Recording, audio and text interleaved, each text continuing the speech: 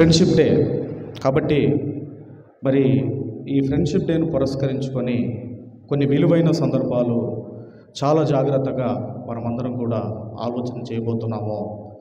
ఈరోజు మరి మనం ఆలోచన చేయగలిగితే బైబిల్ గ్రంథంలో మరి యోబు గారి స్నేహితులు మనకు కనబడతారు. బైబిల్ గ్రంథంలో యోబు గారి స్నేహితులు మనకు కనబడతారు. అయితే చాలామందికి ఉన్న ఒక డౌట్ ఏంటంటే అసలు యోబు గారిది నిజమా కథ అనేది చాలామందికి ఒక డౌట్ ఉంటుంది.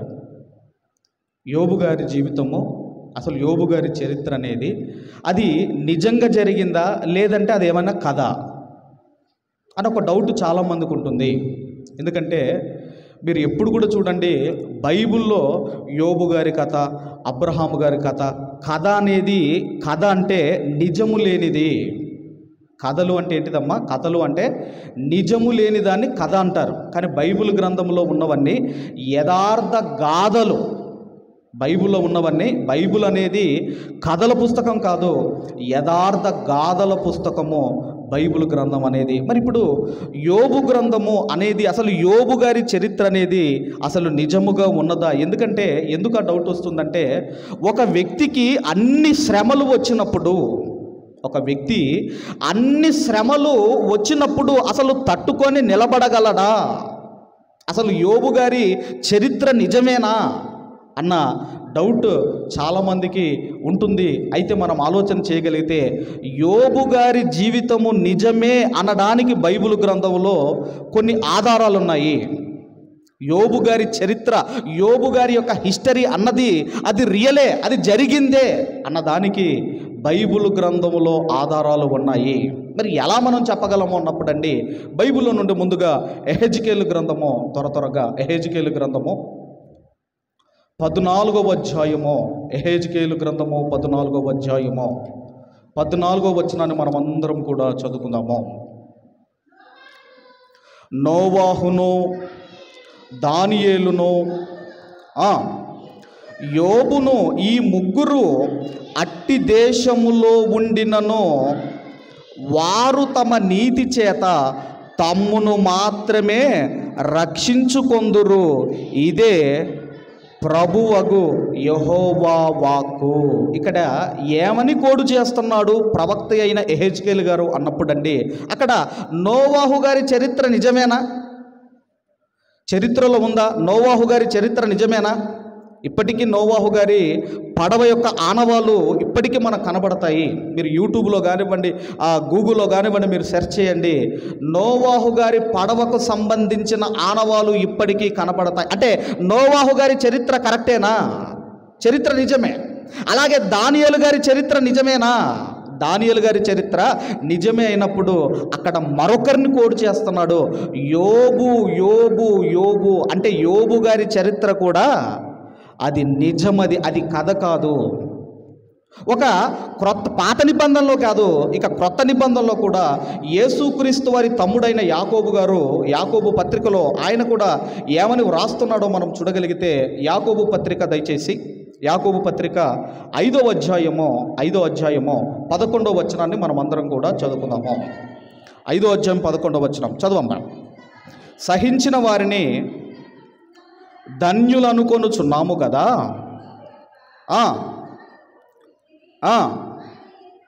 ఆయన ఎంతో మీరు తెలుసుకొని ఉన్నారు. చాలమ్మా. ఇక్కడ మనం ఆలోచన చేయగలిగితే ఆ రోజు క్రైస్తవ్యము అగ్ని వంటి మహాశ్రమలు అనుభవిస్తుంది. ఆ రోజు, ఏ రోజు? 1వ శతాబ్దపు క్రైస్తవ్యము అగ్ని వంటి మహాశ్రమలు అనుభవిస్తున్నప్పుడు, ఇదిగో ఒకవేళ మీరు సహిస్తే, ఒకవేళ మీరు భరిస్తే, మీరు తట్టుకుంటే మీరు ధన్యులవుతారు అనడానికి యాకోబు గారు ఎవరిని ఎగ్జాంపుల్గా చూపిస్తున్నాడు అంటే, ఒకసారి యోబు గారికి వచ్చిన శ్రమలు చూడండి, యోబు గారికి వచ్చిన శ్రమలు చూడండి. అందుకే సహించిన వారిని ధన్యులు అనుకొనుచున్నాము కదా, మీరు యోబు యొక్క సహనము గురించి విన్నారు కదా. ఒకవేళ మీకు వస్తున్న ఈ అగ్ని వంటి మహాశ్రమలలో ఒకవేళ మీరు తట్టుకుంటే మీరు కూడా ధన్యులవుతారు, మీరు కూడా ధన్యులవుతారు. అందుకే మనం ఆలోచన చేయగలిగితే ఇప్పుడు యోబు గారి చరిత్ర అన్నది ఖచ్చితంగా అది నిజము అన్నది మనకు అర్థమైపోయింది. ఓకేనమ్మా? ఇటు పాత నిబంధనలు చూసుకున్నాము, ఇటు క్రొత్త నిబంధనలు చూసుకున్నాము. ఇక రెండో విషయం ఏంటన్నప్పుడు అసలు యోబు గారు ఏ కాలానికి చెందినవాడు? రెండో విషయం ఏంటండి, యోబు గారు ఏ కాలానికి చెందినవాడు? బైబిల్ చదువుతున్నప్పుడు ఎప్పుడు కూడా 3 యుగాలు ఉంటాయి, 3 కాలాలు ఉంటాయి. అవి ఎప్పుడు కూడా బైబిల్ చదువుతున్న వాళ్ళు, బైబిల్ అర్థం చేసుకోవాలనుకునే వాళ్ళు ఈ 3 కాలాలు పరిగణలోనికి తీసుకోవాలి. ఒకటి పితరుల యుగము లేదంటే పితరుల కాలము, రెండవది ధర్మశాస్త్ర కాలము, మూడవది క్రొత్త నిబంధన కాలము. పితరుల యుగము, ధర్మశాస్త్ర యుగము, లేదంటే క్రొత్త నిబంధన యుగము, లేదంటే క్రీస్తు యుగము. ఇప్పుడు యోబు గారు ఏ యుగానికి సంబంధించిన వాడు? ఏ యుగానికి సంబంధించిన వాడంటే ఆయన పితరుల యుగానికి సంబంధించిన వాడు అని మనం చెప్పవచ్చు. ఎలా చెప్పవచ్చు అన్నప్పుడండి, ఇప్పుడు మీరు యోబు గ్రంథం అంతా చదవండి. యోబు గ్రంథంలో ఎక్కడ కూడా మనకు ప్రత్యక్షపు గుడారం గురించి కానివ్వండి, ధర్మశాస్త్రం గురించి కానివ్వండి, పండగల గురించి కానివ్వండి, బలుల గురించి కానివ్వండి, వేటి గురించి కూడా, ఇజ్రాయేలీల గురించి కానివ్వండి, వీటి విషయాలు ఏవి కూడా యోబు గ్రంథంలో మనకు కనబడవు. కాబట్టి యోబు గ్రంథం అనేది మనం చూడగలిగితే యోబు గారు ఆయన పితరుల యుగానికి చెందినవాడు, పితరుల యుగానికి చెందినవాడు. రైట్, ఇప్పుడు 2 తేలిపోయాయి మనకు. ఆయన పితరుల యుగానికి చెందినవాడు. మొదటిదేమో యోబు గారి యొక్క చరిత్ర అది నిజము. ఆ తర్వాతగా మనం ఆలోచిస్తున్నాము, దేవుడే యోబు గారి గురించి ఒక సర్టిఫికెట్ ఇచ్చాడు, మనందరికీ తెలుసు. త్వరగా యోబు గ్రంథం 1వ అధ్యాయము 1వ వచనం నుండి మనం చదువుకుందాం. ఊజు దేశమందు యోబు అని ఒక మనుషుడు ఉండెను. నంబర్ 1 క్యారెక్టర్ చెప్తున్నాడు చూడండి. నంబర్ 1 యథార్థవర్తనుడు, న్యాయవంతుడునై. మూడవది దేవుని యందు భయభక్తులు కలిగిన వాడు. నాలుగవది చెడుతనమును విసర్జించినవాడు. యథార్థవంతుడంటే దాని అర్థం ఏంటంటేనండి, మనసులో ఏదైతే ఉంటుందో, హృదయములో ఏదైతే ఉంటుందో పైకి అదే మాట్లాడేవాడే యథార్థవంతుడు. యథార్థవర్తనుడు, న్యాయవంతుడు, దేవుని యందు భయభక్తులు కలిగిన వాడు.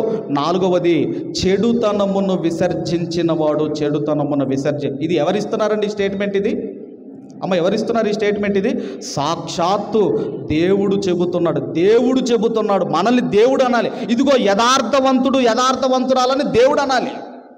దేవుడే ఇస్తున్నాడు స్టేట్మెంట్. ఆ తర్వాత అతని పిల్లల గురించి మనందరికీ తెలుసు. అతనికి 7 కుమారులు, 3 కుమార్తెలు. 7 అంటే అది ఒక సంపూర్ణ సంఖ్య. 7 కుమారులు, 3 కుమార్తెలు. ఇక అతని ఆస్తి గురించి కూడా మనందరికీ తెలుసు. 3వ వచనంలో అతనికి 7,000 గొర్రెలను, 3,000 ఒంటెలను, 500 జతల ఎడ్లను, 500 ఆడుగాడిదలను కలిగి బహుమంది పనివారు అతనికి ఆస్తిగా ఉండెను గనక తూర్పు దిక్కు జనులలో అతడే గొప్పవాడిగా ఉండెను. అంటే తూర్పు దిక్కు ఎన్ని దేశాలైతే ఉన్నాయో ఆ దేశాలన్నింటిలో కూడా గొప్పవాడిగా ఎవరున్నారు అంటే యోబు గారు కనపడుతున్నారు. ఇప్పుడు ఇలాంటి సందర్భంలో మనం ఆలోచన చేయగలిగితే, ఒకానొక టైంలో దేవుడు పరలోకంలో మీటింగ్ ఏర్పాటు చేశాడు. ఈ మీటింగ్కి పిలవని పేరంటంగా ఎవరు వెళ్ళారు అంటే అపవాది వెళ్ళాడు. ఇదివరకు అంటే భోజనాలు ఎక్కడైనా ఫంక్షన్ అయితే ఎవరైనా వెళ్ళి తినేవాళ్ళు ఇదివరకు. ఇప్పుడు తినొచ్చామా? ఇప్పుడు తింటే జైలుకే. ఇదివరకు ఎవరైనా ఫంక్షన్ అయితే వెళ్ళి అయ్యో తింటున్నాడు కదా, కానీ ఇప్పుడు వాళ్ళు కనుక కేసు పెడితే జైలుకి వెళ్ళిపోవటమే. అయితే ఇక్కడ కూడా పిలవని పేరంటంగా పరలోకానికి వెళ్ళాడు. పరలోకానికి వెళ్ళిన తర్వాత మనం ఆలోచన చేయగలిగితే దేవుడు ఐడెంటిఫై చేశాడు. ఎవరు ఐడెంటిఫై చేశారమ్మా? దేవుడు ఐడెంటిఫై చేశాడు. పరలోకంలో మీరు ఆలోచన చేయగలిగితే కోట్ల మంది దేవదూతలు ఉంటారు. పరలోకంలో కోట్ల మంది. ప్రకటన గ్రంథం 5వ అధ్యాయము మీరు 11, 12 మీరు తర్వాత చదువుకోండి, రాసుకునే వాళ్ళు రాసుకోండి. ప్రకటన గ్రంథం 5వ అధ్యాయం 11, 12 కోట్ల దూతలు పరలోకంలో ఉంటే అపవాది రాగానే ఐడెంటిఫై చేశాడు. అందుకే మీరు ఆలోచన చేయగలిగితే దేవుడు పెట్టుకున్న మీటింగ్కే వాడు వెళ్ళినప్పుడు మనం పెట్టుకునే ఆరాధనలకు కానివ్వండి, మనం పెట్టుకునే మీటింగ్లకు కానీ మరి వాడు రాడా? మీరు ఆలోచించండి. దేవుడి మీటింగ్కే వెళ్ళాడు. ఎందుకంటేనండి, మీరు ఆలోచించండి, వాడి యొక్క ఇంటెన్షన్, వాడి యొక్క గోల్ ఏంటంటే నిన్ను వాక్యం విననివ్వద్దు, నిన్ను మందిరానికి రానివ్వద్దు, నిన్ను దేవునికి దగ్గరికి రానివ్వద్దు, నిన్ను దేవునికి దూరం చేయాలి. అందుకే ఎప్పుడు రాని ఫోన్లు ఆదివారమే వస్తాయి. ఎప్పుడు రాని ఫోన్లు చూడండి, ఆదివారం రోజే ఫోన్లు వస్తాయి. ఎందుకంటే వాడు నిన్ను రానివ్వద్దు, దేవుడి దగ్గరికి నిన్ను రానివ్వద్దు. కాబట్టి అలాగా వెళ్ళాడు. వెళ్ళిన తర్వాత దేవుడు అడిగాడు, నువ్వు ఎక్కడి నుంచి వచ్చావురా నాయన, నువ్వు ఎక్కడి నుంచి వచ్చావు అని అడిగినప్పుడు అండి, అప్పుడు వాడంటున్నాడు, దయచేసి 6వ వచనం త్వరగా చదువుకుందాము. దేవదూతలు యెహోవా సన్నిధిని నిలుచుటకై వచ్చిన దినం ఒకటి తటస్థించెను. ఆ దినమున అపవాది వారితో కలిసి వచ్చెను. యెహోవా నీవు ఎక్కడి నుంచి వచ్చితివని వాడిని అడగగా, వాడు భూమి మీద ఇటు అటు తిరుగులాడుచు అందులో సంచరించుచూ వచ్చి తినని యెహోవాకు ప్రత్యుత్తరం ఇచ్చాను. అయ్యా నేను ఎక్కడి నుంచి వచ్చానంటే భూమి మీద నుంచి వచ్చాను, నేను భూమి మీద నుంచి వచ్చాను. అప్పుడు 8వ వచనం చదవండి అమ్మ. అందుకు యెహోవా, నీవు నా సేవకుడవైన యోబు సంగతి ఆలోచించితివా? అతడు యథార్థవర్తనుడు, న్యాయవంతుడయి దేవుని యందు భయభక్తులు కలిగి చెడుతనమును విసర్జించిన వాడు. భూమి మీద అతని వంటి వాడెవ్వడును లేడు. ఇలా దేవుడు యోబు గారి గురించి చెబుతుంటే అపవాదికి కడుపు మండుతా ఉంది. అపవాదికి కడుపు మండుతా ఉంది. ఇదిగో ఆయన యథార్థవర్తనుడు, న్యాయవంతుడు, భయభక్తులు కలిగిన వాడు, చెడుతనమును విసర్జించిన వాడు, మరొకటి కోరు చేస్తున్నాడు.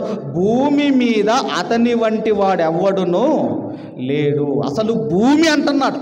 పోనీ ఒక దేశం అన్నా బాగుండేది, ఒక ప్రాంతం అన్నా బాగుండేది, కానీ భూమి యావత్ యూనివర్స్లో యోబు లాంటి వాడు లేడు, యోబు లాంటి వాడు లేడు. ఇలా దేవుడు యోబు గారి గురించి చెబుతుంటే వాడికి కడుపు మండుతూ ఉంది. అప్పుడు అంటున్నాడు, వాడు ఏమంటున్నాడంటే,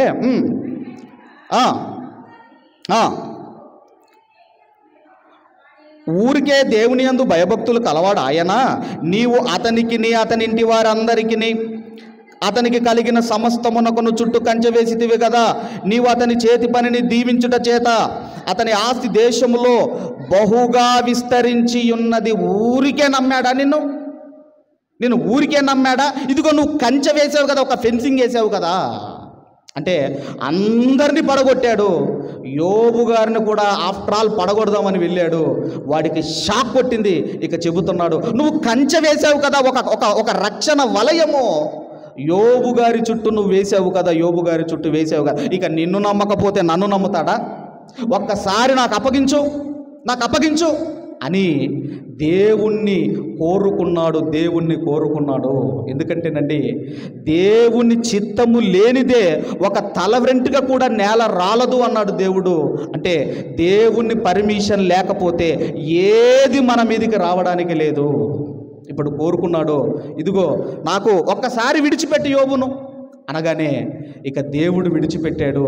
ఇక అప్పటి నుంచండి యోబు గారికి స్టార్ట్ అయింది. అక్కడ అన్నాడు 11వ వచనము, ఆయనను నీవిప్పుడు నీ చెయ్యి చాపి అతని కలిగిన సమస్తమును మొత్తిన ఎడల అతను నీ ముఖం ఎదుటనే దూషించి నిన్ను విడిచిపోవునని యెహోవాతో అనగా, యెహోవా ఇదిగో అతనికి కలిగిన సమస్తమును నీ వశమున ఉన్నది, అతనికి మాత్రము ఏ హాని చెయ్యకూడదు అని అపవాదికి సెలవివ్వగా వాడు యెహోవా సన్నిధి నుండి బయలు వెళ్ళెను.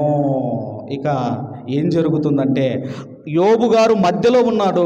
అటు దేవుడు అటు సాతానుకు మధ్య ఒక యుద్ధం, ఒక పోరాటం జరుగుతుంది. ఎవరిని కోరుకున్నాడు అపవాది? యోబు గారి. ఒక్కసారి నాకు అప్పగించు అనగానే ఇక వెళ్ళిపోయాడు. మొట్టమొదటిగా దేని మీద కొట్టాడంటే ఆస్తి అంతా పోయిందండి. ఇంతకుముందు మనం చదువుకున్నాం కదా, గొర్రెలు, గాడిదలు, ఎడ్లు అని మనం చదువుకున్నాం కదా, ఒంటెలని మనం చదువుకున్నాం కదా. ఆస్తి అంతా ఒకే రోజు పోయింది. ఇది ఎలాగుంటుందంటే చిన్న ఎగ్జాంపుల్ చెప్తాను. ఎవరికన్నా మీరు ఒక 10 లక్షలు అప్పిచ్చారనుకోండి, 10 లక్షలు అప్పిచ్చారనుకోండి, 10 లక్షలు అప్పిచ్చిన ఆయన సడన్గా చనిపోయాడని తెలిసింది అనుకోండి మీకు, ఎలా ఉంటుందమ్మా? అప్పు తీసుకున్న ఆయన చనిపోయాడని మీకు తెలిసింది అనుకోండి, మీకు ఎట్లా ఉంటుంది? వామ్మో ఇది మరి ఎవరు కడతారో, ఉంటుందమ్మా? మరి అలాంటిది ఒక 10 లక్షల అప్పు తీసుకుంటేనే అలాగుంటే ఆస్తి అంతా ఒకే రోజు ఆస్తి అంతా పోయింది. తర్వాత ఒకే రోజు 10 మంది పిల్లలు చనిపోయారు. అసలు మరి మీరు అసలు ఎలాగుంటుంది అంటేనండి, ఉయ్యాలో నుంచి కింద పడితేనే తట్టుకోలేరు తల్లులు, అవునా కదా? బెడ్ మీద నుంచి కింద పడితేనే తట్టుకోలేరు, అక్కడ దాకా ఎందుకు? ఏదైనా యాక్సిడెంట్ అయిందంటే తట్టుకుంటారా పిల్లలకి? మరి అలాంటిది 10 మంది పిల్లలు ఒకేసారి పోయారు. 10 మంది పిల్లలు ఒకేసారి పోయారు. తర్వాత ఆరోగ్యం పోయిందండి, ఆరోగ్యం పోయింది. ఇవన్నీ కూడా ఒకే రోజు జరుగుతున్నాయి. అయినా కూడా అండి ఆయన ఏమన్నాడు? 21, 22 వచనాలు మనం చదువుకుందాము. 21, 22 చదవమ్మా. 20వ వచనం అండి. 20వ వచనము, అప్పుడు యోబు లేచి తన పై వస్త్రములను చింపుకొని తల వెంట్రికలు గొరిగించుకొని నేల మీద సాష్టాంగపడి నమస్కారము చేసి ఇట్లా నేను బట్టలు చింపుకున్నాడటమ్మ. బట్టలు చింపుకొని ఇప్పుడు అంటున్నాడు, నేను నా తల్లి గర్భములో నుండి దిగంబరినై వచ్చి తిని దిగంబరినై అక్కడికి తిరిగి వెళ్ళుదును. యెహోవా ఇచ్చెను, యెహోవా తీసుకొని పోయెను, యెహోవా నామమునకు స్తుతి కలుగునుగాక. ఈ సంగతులలో ఏ విషయమందునో యోబు ఏ పాపము చెయ్యలేదు, దేవుడు అన్యాయము చేసెనని చెప్పలేదు. ఈ మాట గుర్తుపెట్టుకోండి. యోబు గారు ఏ పాపము చేయలేదు, దేవుడు అన్యాయము చేసెనని, అన్యాయము చేసెనని యోబు గారు చెప్పలేదు. ఇప్పుడు మనం ఏం ఆలోచిస్తున్నాం అన్నప్పుడు మనము యోబు గారి స్నేహితుల గురించి మనం ఆలోచిస్తున్నాం. ఆ తర్వాత ఏం జరిగింది అన్నప్పుడు అండి, ఆ తర్వాత ఇక యోబు గారి భార్య రావటము, ఆ తర్వాత ఆమె కూడా దేవుణ్ణి దూషించి చావరాదనటం, ఆ తర్వాత యోబు గారికి ఇలాంటి పరిస్థితి వచ్చింది అని ఆయన స్నేహితులు వింటారు. అయితే ఇక్కడ మనం ఆలోచన చేయగలిగితే ఇక్కడ యోబు గారు దేవుణ్ణి ఒక్క మాట కూడా అనలేదు. అసలు అన్నాడా అని లేదా అమ్మా? దేవుణ్ణి ఒక్క మాట కూడా అనలేదు. అందుకేనండి దేవుడు మనకేం చెబుతున్నాడు అంటే, మీ నోరు జాగ్రత్త అని దేవుడు మనకు చెబుతున్నాడు. అందుకే ఒక్కసారి త్వరగా అందరూ కూడా తిమోతికి రాసిన మొదటి పత్రిక అపోస్తులైన పౌలు గారు తిమోతి గారికి ఏం చెబుతున్నారో ఒక్కసారి మీరు అందరూ కూడా చదవగలిగితే, తిమోతి పత్రిక మొదటి పత్రిక 4వ అధ్యాయము 11, 12 వచనాలు కలిసి ఉంటే చదువు. ఈ సంగతులు ఆజ్ఞాపించి బోధించుము, నీ యవ్వనమును బట్టి ఎవడునూ నిన్ను తృణీకరింపనీయకుము గాని మాటలలోనూ అంటున్నాడు. చూడండి, మొట్టమొదటిగా దేంట్లోనూ? మాటలలోనూ ప్రవర్తనలోనూ పవిత్రతలోనూ విశ్వాసులకు మాదిరిగా ఉండుము. తిమోతి, ఇదిగో ముందు దేని గురించి చెబుతున్నాడు అంటే మాటల గురించి చెబుతున్నాడు. మాట్లాడే విషయంలో జాగ్రత్త తిమోతి, మాటల విషయంలో జాగ్రత్త. ఒకరిని అనే ముందు, ఒక వ్యక్తిని అనే ముందు 100 సార్లు ఆలోచించాను. ఒక దేవుని గురించి చెప్పే ముందు 1,00,000 సార్లు ఆలోచించి దేవుని గురించి మాట్లాడు. ఒక మనిషి గురించి మాట్లాడే ముందు 100 సార్లు ఆలోచించు. ఒక మనిషి గురించి చెప్పే ముందు 100 సార్లు ఆలోచించి అప్పుడు నువ్వు మాట్లాడు. ఎందుకంటేనండి ఈ నాలుక బైబిల్ గ్రంథంలో కూడా నాలుక గురించి చాలా సందర్భాలు రాయబడ్డాయి. ఎందుకంటే నీ నాలుకను, నీ మాటలను, నీ నాలుకను నువ్వు కాపాడుకుంటే నిన్ను నీవు కాపాడుకుంటావు. నీ నాలుకను నువ్వు కాపాడుకుంటే నిన్ను నీవు కాపాడుకుంటావు అన్నాడు. ఒకసారి సామెతల గ్రంథం 13వ అధ్యాయము 3వ వచనాన్ని అందరం చదువుకుందాము. తన నోరును కాచుకొనువాడు తన్ను కాపాడుకొనును. తన నోరును కాచుకొనువాడు తన్ను కాపాడుకొనును. అంటే నీ నోరును కాపాడుకుంటున్నావు అంటే నిన్ను నీవు కాపాడుకుంటున్నావు అని దాని అర్థము. అందుకేనండి యోబు గారు ఒక్క మాట కూడా దేవుణ్ణి అనలేదు. ఇంతకీ యోబు గారు ఏ పరిస్థితుల్లో ఉన్నారో, ఆయన యొక్క హెల్త్ కండిషన్ ఎలా ఉందో యోబు గ్రంథము దయచేసి 7వ అధ్యాయము, యోబు గ్రంథం 7వ అధ్యాయము 4, 5 వచనాలు మనము చదువుకుందాము. నేను పండుకొనున్నప్పుడు అప్పుడెల్లా ఎప్పుడు లేచేదనా, రాత్రి ఎప్పుడు గతించునా అని అనుకొందును. తెల్లవారు వరకు ఇటు అటు పొర్లుచు ఆయాసపడుదును. అంటే ఆయన ఏమనుకుంటున్నాడు అంటే, ఎప్పుడు తెల్లవారుతుందా ఎప్పుడు తెల్లవారుతుందా అని ఎదురు చూస్తున్నాడట. ఎప్పుడు తెల్లవారుతుందా ఎదురు చూస్తున్నాడట. నాకు ఈ మధ్యకాలంలో మొన్న గురువారం రోజు అండి, మొన్న శుక్రవారం ఎర్లీ మార్నింగ్ సుమారుగా 2:30 లేదంటే 3 ఆ ప్రాంతంలో విపరీతమైన స్టొమక్ పెయిన్ వచ్చింది. అసలు నా రూమ్లో ఒక్కనే పడుకున్నాను, అమ్మగారే వాళ్ళ ఇంటికి వెళ్ళిపోయింది. విపరీతమైన, ఎప్పుడంతా పెయిన్ రాలేదు. ఒకవేళ పైన నడిస్తే ఏమైనా అరుగుతుందేమని పైకి వెళ్ళాను, పైన వాకింగ్, ఆ మధ్యరాత్రి వాకింగ్ చేశాను, విపరీతమైన పెయిన్ రావటము. ఆ తర్వాత గూగుల్లో సెర్చ్ చేశాను, అసలు ఏ ట్యాబ్లెట్ వేస్తే ఈ కడుపు నొప్పి తగ్గుతుందని సెర్చ్ చేసినప్పుడు డాక్టర్ గారు రాసిన ట్యాబ్లెట్ ఉంది అది నా దగ్గర. అది తీసుకొని ఎప్పుడైతే వేసుకున్నానో ఆ తర్వాత అండి 6-7 గంటలప్పుడు అప్పుడు కాస్త నెమ్మది కాసేపు పడుకున్నాను నేను. అయితే ఇది నేను ఎందుకు చెప్తున్నాను అంటే, ఒక నైటు స్టొమక్ పెయిన్ రాగానే ఇంత ప్రాబ్లం అనుభవిస్తే యోబు గారు అనుకుంటున్నారట, అసలు ఎప్పుడు తెల్లవారుతుంది. ఇంకా 5వ వచనం కూడా చూడండి ఒకసారి. నా దేహము పురుగులతోనూ మంటి పెళ్ళలతోనూ కప్పబడి ఉన్నది, నా చర్మము మాని మరలా పగులుచున్నది. అంటే చర్మము పగులుతుందట. ఇదిగో ఇలాంటి హెల్త్ కండిషన్లో ఇప్పుడు యోబు గారు ఉన్నారు. ఇప్పుడు యోబు గారి భార్య వచ్చి ఏమంటుందమ్మా, దేవుణ్ణి దూషించి చావరాదంటుంది. ఆ తర్వాత యోబు గారి స్నేహితులకు తెలిసింది. ఆ తర్వాత మొత్తం మీద ఇన్ఫర్మేషన్ యోబు గారి స్నేహితులకు వెళ్ళిపోయింది. ఇక్కడ నుంచి జాగ్రత్తగా వినండి, ఎందుకంటే ఫ్రెండ్షిప్ డే కాబట్టి. ఇప్పుడు ఇన్ఫర్మేషన్ అంతా యోబు గారి స్నేహితులకు వెళ్ళిపోయింది. ఇప్పుడు మనం ఆలోచన చేయగలిగితే, ఇప్పుడు యోబు గారు మంచివాడా చెడ్డవాడా అమ్మా? మంచివాడా చెడ్డవాడా? అంటే మంచి వాళ్లకు మంచి స్నేహితులు ఉంటారు, చెడ్డ వాళ్లకు చెడ్డ స్నేహితులు ఉంటారు, తాగుబోతులకు తాగుబోతు స్నేహితులు ఉంటారు, తిరుగుబోతులకు తిరుగుబోతు. ఎలాంటి వాళ్లకు అలాంటి స్నేహితులు ఉంటారు, ఎలాంటి వాళ్లకు అలాంటి స్నేహితులు ఉంటారు. ఇప్పుడు యోబు గారు మంచివాడన్నప్పుడు ఇప్పుడు యోబు గారి స్నేహితులు ఎలాంటి వారై ఉండాలి అమ్మ? ఎలాంటి వారై ఉండాలి? వాళ్ళు కూడా మంచివారే. యోబు గారి స్నేహితులు కూడా మంచివారే. ఇక్కడ నుంచి చాలా జాగ్రత్తగా మనసు పెట్టి వినండి.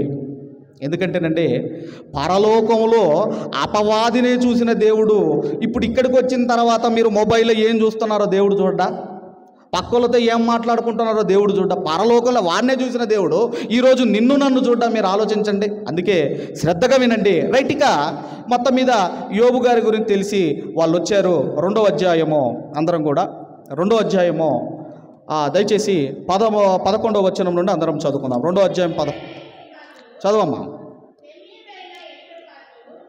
తేమానీయుడైన ఎలీఫజు, షూషీయుడైన బిల్దాదు, నయమాతీయుడైన జోఫరు అను యోబు 3 స్నేహితులు అతనికి సంభవించిన ఆపదలన్నింటిని గూర్చి వినిన వారై అతనితో కలిసి దుఃఖించుటకును అతన్ని ఓదార్చుటకును పోవలనని ఆలోచించుకొని తమ స్థలములను విడిచి వచ్చిరి. ఇక్కడ ఎలీఫజ్ కానివ్వండి, బిల్దాదు కానివ్వండి, జోఫర్ కానివ్వండి, వీళ్ళందరూ కూడా యోబు గారికి ఏదో ఆపద వచ్చిందంట, యోబు గారికి ఏదో కష్టం వచ్చిందట అని విని యోబు గారిని పరామర్శిద్దామని బయలుదేరారు. వచ్చిన తర్వాత 12వ వచనము మనం చూడగలిగితే, వారు వచ్చి దూరముగా నిలవబడి కన్నులెత్తి చూచినప్పుడు అతన్ని పోల్చలేక తమ వస్త్రములు చింపుకొని ఆకాశము తట్టు తలల మీద ధూళి చల్లుకొని ఎలుగెత్తి ఏడిచిరి. అంటే ఎంత మంచి స్నేహితులు మీరు ఆలోచించండి. అంటే యోబు గారు ఏమైపోయారమ్మా? యోబు గారు ఏమైపోయారు అంటే, ఆయన ఏమైపోవాలా? ఆయన షేప్ అంతా కూడా ఆయన మొత్తం మీద గుర్తుపట్టకుండా అయిపోయి ఉండాలి. అంటే ఆయనను గుర్తించలేకపోయారట. ఆయన పరిస్థితిని చూసి వీళ్ళు బట్టలు చింపుకొని ధూళి పోసుకొని వీళ్ళు ఏడుస్తున్నారు అంటే ఎంత మంచి స్నేహితులు మీరు ఆలోచించండి, ఎంత మంచి స్నేహితులు. తర్వాత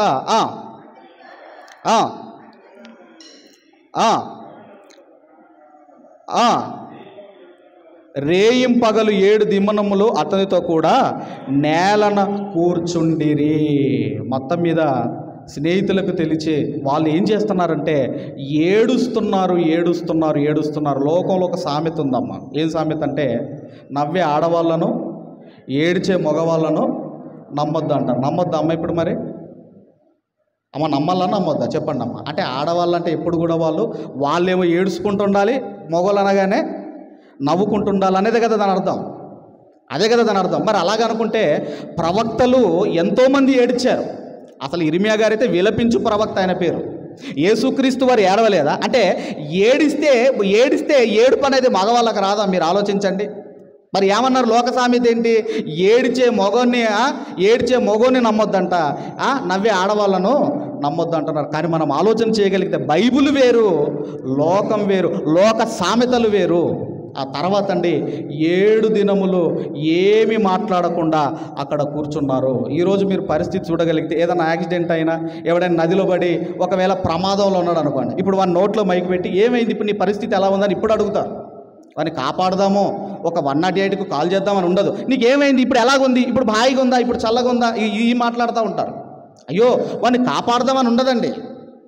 కాబట్టి మనం ఆలోచన చేయగలిగితే 7 దినములు మౌనముగా కూర్చున్నారు.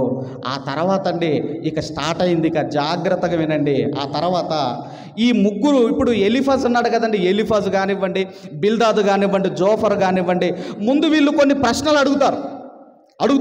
ఎందుకు ఇలా జరిగింది అన్నప్పుడు ఆ ప్రశ్నలకి యోబు గారు సమాధానాలు చెబుతారు. ఒక రౌండ్ అయిపోతుంది.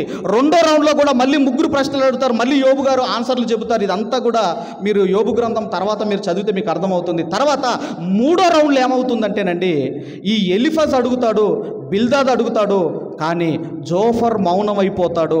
వీళ్ళు ఏమడిగారు, ఏమని మాట్లాడుతున్నారో ఇక ఒక్కొక్కటి జాగ్రత్తగా మీరు చూడగలిగితే యోబు గ్రంథము 6వ అధ్యాయము ముందుగా మొదటి వచనాన్ని చదువుకుందాం. మొదటి వచనము, దానికి తేమానీయుడైన ఎలీఫజ్ ఇలాగు ప్రత్యుత్తరం ఇచ్చాను. అంటే ఇది ఎవరు మాట్లాడుతున్నారు అంటే ఎలీఫజ్ మాట్లాడుతున్నాడు. రైట్, ఏమని మాట్లాడుతున్నాడు? 6వ వచనము నుండి మనం చదువుకుందాము. 6వ వచనం నుండి చదవమ్మా. అమ్మా 4వ అధ్యాయము 6వ వచనము. నీ భక్తి నీకు ధైర్యము పుట్టింపదా?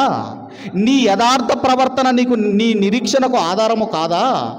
జ్ఞాపకము చేసుకొనుము.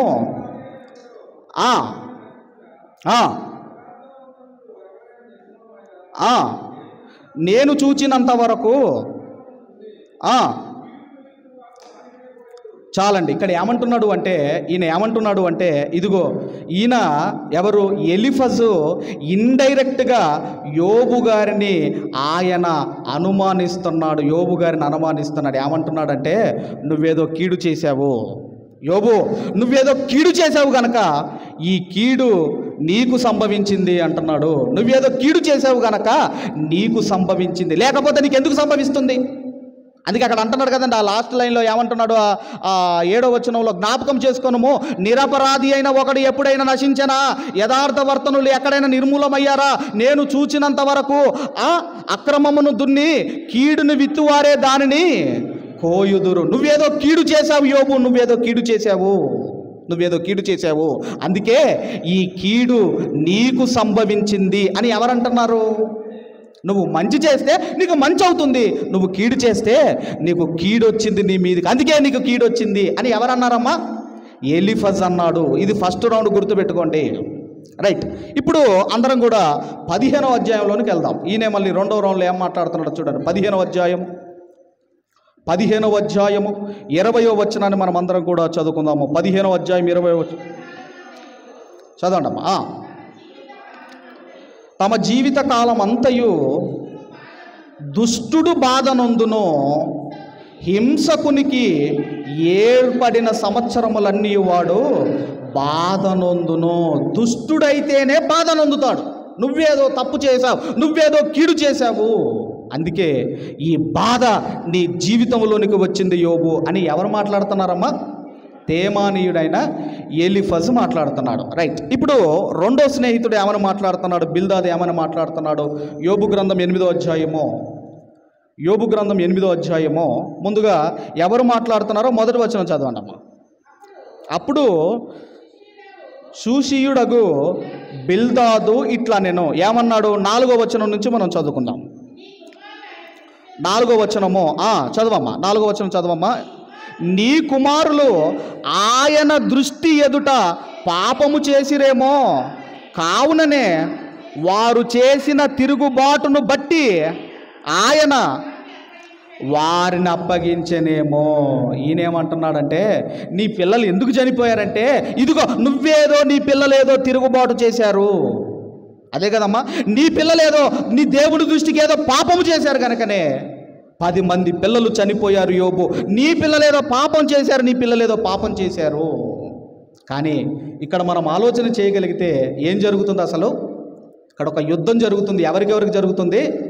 దేవునికి అపవాదికి మధ్య యుద్ధం జరుగుతుంది. అప్పటికే అపవాదికి అర్థమైపోయింది, యెహోవా ఇచ్చెను, యెహోవా తీసుకొని పోయాను అని ఎప్పుడైతే ఆయన అన్నాడో అపవాదికి మైండ్ బ్లాక్ అయిపోయింది. ఈయనేంట్రా బాబు ఇంత భక్తిగా ఉన్నాడు, ఇదిగో ఇంత దేవుని ఎడల భక్తి కలిగి ఉన్నాడు, అప్పుడే మైండ్ బ్లాక్ అయిపోయింది. కానీ స్నేహితులు వచ్చి ఇంకా కృంగదీస్తున్నారు, నువ్వేదో కీడు చేశావు, ఇదిగో నీ పిల్లలేదో పాపం చేశారు, నీ పిల్లలేదో దోషం చేశారు, అందుకే 10 మంది పిల్లలు పోయారని ఈయన మాట్లాడుతున్నాడు. ఇక జోఫర్ కూడా ఏమని మాట్లాడుతున్నాడో మనం చూడగలిగితేనండి, ఏమంటున్నాడో మనం చూడగలిగితే 11వ అధ్యాయము, యోబు గ్రంథం 11వ అధ్యాయము 2వ వచనం నుండి మనం చదువుకుందాం. ముందుగా ఎవరన్నారో మొదటి వచనం కూడా చదువుకుందాము. అప్పుడు నయమాతీయుడైన జోఫరు ఇలాగు ప్రత్యుత్తరం ఇచ్చెను, ప్రవాహముగా బయలువెళ్ళు మాటలకు ప్రత్యుత్తరము చెప్పవలెను కదా, వదరుబోతు వ్యాజ్యము న్యాయమని ఎంచదగునా. ఇక్కడ ఏమంటున్నాడు అంటేనండి యోబు గారిని, యోబు నీవు వదరుబోతువు అంటున్నాడు. కానీ అటు దేవునికి అపవాదికి మధ్య జరుగుతున్న ఈ అంతర్యుద్ధంలో యోబు గారు నలిగిపోతున్నాడు అన్న సంగతి యోబు గారికి తెలియదు. యోబు గారు నలిగిపోతున్నాడు, ఆయన ఏ తప్పు చేయలేదు అన్న సంగతి ఇటు స్నేహితులకు తెలియదు.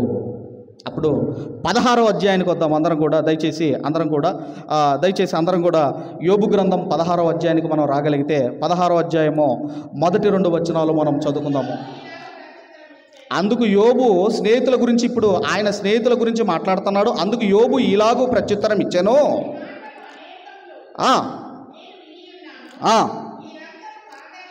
మీరందరూ బాధకే కర్తలు కానీ ఆదరణకు మీరు కర్తలు కాదు. మీరు వచ్చి నన్ను ఏదో ఓదారుస్తారు, నాకేదో నెమ్మదినిస్తారని నేను అనుకుంటే మీరు బాధకే కర్తలు, నన్ను బాధ పెట్టడానికి వచ్చారు అని తన స్నేహితుల గురించి చెబుతున్నాడు. 19వ అధ్యాయంలో కూడా చెబుతున్నాడు చూడండి, మొదటి 2 వచనాలు 19వ అధ్యాయం. అంతటా యోబు ఇలాగు ప్రత్యుత్తరం ఇచ్చాను, ఎన్నాళ్ళు మీరు నన్ను బాధింతురు, ఎన్నాళ్ళ మాటల చేత నన్ను నలగగొట్టుదురు. బాధిస్తున్నారు, నలగొడుతున్నారు, ఆయనను విసిగిస్తున్నారు. ఇలా వాళ్ళ మాటలకు విసిగిపోయిన యోబు గారు ఏం చేశారంటే ఆయన దేవుని మీదనే అనుమానించాడు. అందుకే అప్పుడు చెప్పాను నేను, దేవుణ్ణి ఒక్క మాట అనలేదు. ఎప్పుడైతే ఈ స్నేహితులు వచ్చి ఇరిటేట్ చేశారో, ఎప్పుడైతే విసిగించారో, నువ్వు పాపం చేశావు, నీ పిల్లలేదో పాపం చేశారు, నువ్వేదో కీడు చేశావు, ఇదిగో నువ్వు వదరబోతువు అని ఎప్పుడైతే వీళ్ళు ఇరిటేట్ చేశారో ఆయన కూడా టంగ్ స్లిప్ అయ్యాడు, ఆయన కూడా నోరు జారాడు. ఎవరి విషయంలో నోరు జారాడు?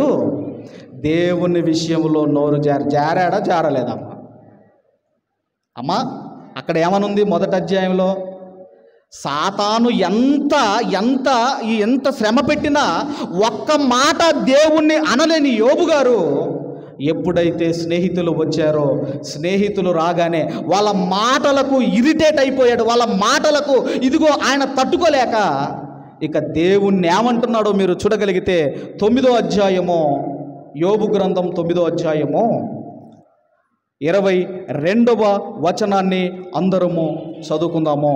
9వ అధ్యాయము 22వ వచనాన్ని అందరము చదువుకుందాము.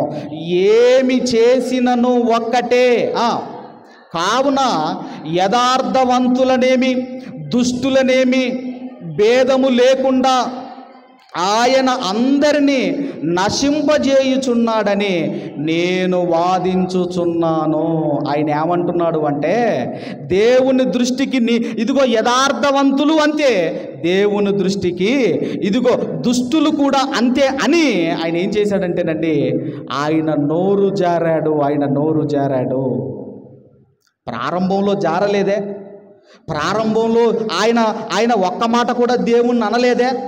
కానీ ఎప్పుడైతే స్నేహితులు వచ్చి విసిగించారో, ఎప్పుడైతే లేనిపోని మాటలు అంటున్నారో, ఇక దేవుణ్ణి అనుమానిస్తున్నాడు. దేవా, యథార్థవంతులకు ఇదే శిక్ష, దుష్టులకు అదే శిక్ష అని దేవుణ్ణి అనుమానిస్తున్నాడు. ఆ తర్వాత అండి, ఆయన దేవుణ్ణి అన్నందుకు ఆయన పశ్చాత్తాపడుతున్నాడు. 40వ అధ్యాయం దయచేసి 40వ అధ్యాయము 4వ వచనాన్ని చదువుకుందాం. అదే యోబు గ్రంథం 40వ అధ్యాయము, యోబు గ్రంథం 40వ అధ్యాయము 4వ వచనాన్ని మనం అందరం కూడా చదువుకుందాం.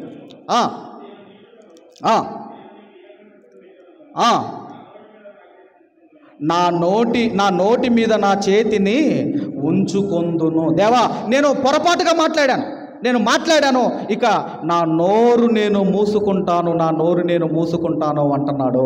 ఇంకొక మాట కూడా మీరు చూడగలిగితే 42వ అధ్యాయము 3వ వచనాన్ని కూడా మనం చదువుకుందాం. 3వ వచనాన్ని 3 నుంచి మనం చదువుకుందాం. జ్ఞానము లేని మాటల చేత ఆలోచనను నిరర్ధకము చేయుచున్న వీడెవడు? అలాగున వివేచన లేని వాడనై నేను ఏమియు నెరగక నా బుద్ధికి మించిన సంగతులను గూర్చి మాటలాడి తిని. ఆలకించుము, తెలియజెప్పుము.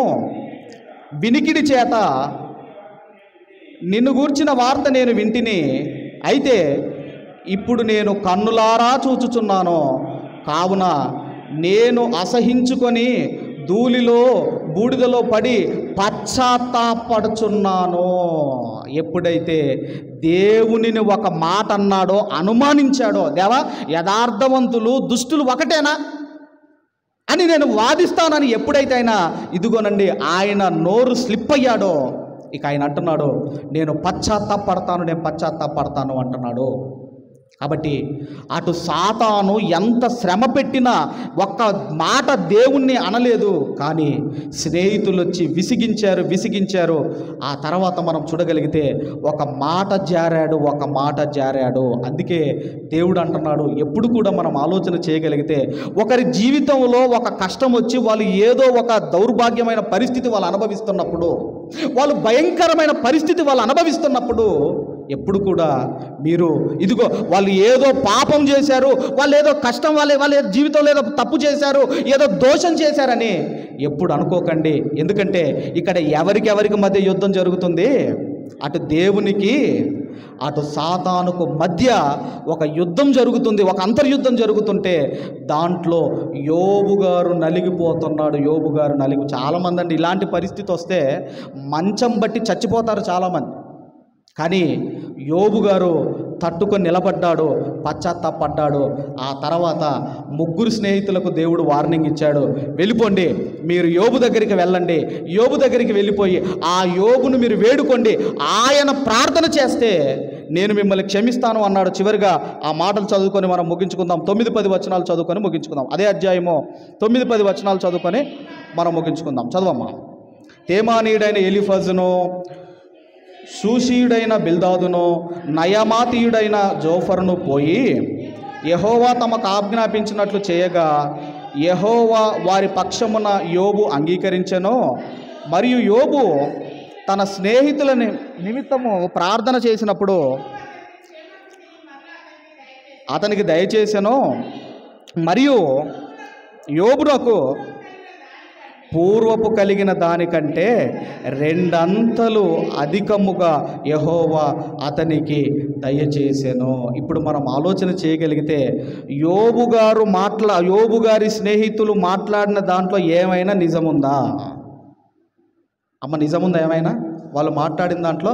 ఎందుకంటే అక్కడ దేవుడు పర్మిషన్ ఇచ్చాడు సాతానుకు, అపవాదికి.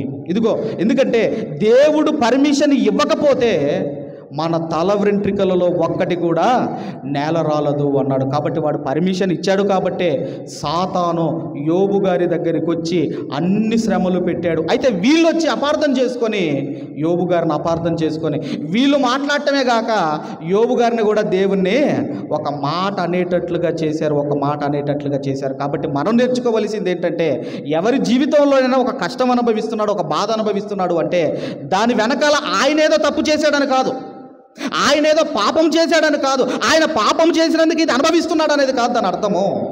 ఎందుకంటే సాతాను కోరుకున్నాడేమో, దేవుడు అనుమతిచ్చాడేమో, అందుకే ఆయన జీవితంలో అలా జరుగుతుందేమో అని మనం ఆలోచిస్తూ మనం ముందుకు వెళ్ళాలి. అందుకే మన నోరును మనం కాపాడుకుంటే మనల్ని మనం కాపాడుకున్న వారం అవుతాము. అందుకే నాలుక గురించి బైబిల్ గ్రంథంలో చాలా రాయబడ్డాయి. కాబట్టి యోబు గారి స్నేహితుల మాటలలో వాస్తవము లేదు. మరి ఈ మాటలు మనం అందరం కూడా గ్రహించాలని కోరుకుంటూ ఈ నా మాటలు ముగిస్తున్నాను. దేవుడు మనందరిని దీవించి ఆశీర్వదించును గాక. ఆమేన్, ఆమేన్. ఈ సమయంలో